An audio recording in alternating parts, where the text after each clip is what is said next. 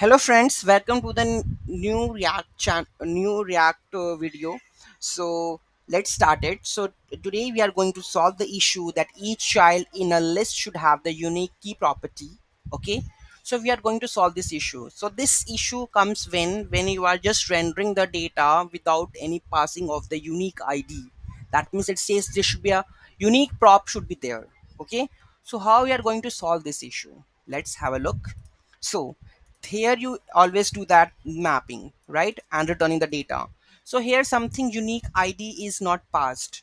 To solve this issue, what we are going to do here, we need to pass key equal to with something unique ID.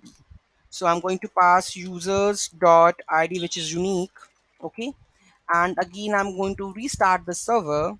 So let's restart the server. Npm start. Okay, so started, and let's inspect it. The error gone. Okay, so this is how we can remove that error, remove that warning. Okay, so what exactly it says that your dev is not unique at that moment.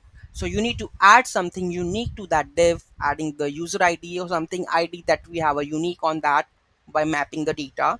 Okay, so this will resolve your issue. So I hope you understand how to solve this issue, and if it is helping you, so please do like, share and comment. Okay, see you in the next video. Thank you so much for watching this video. Have a great day.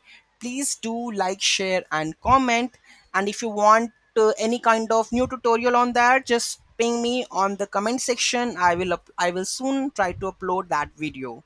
Thank you so much for watching it. Have a great day.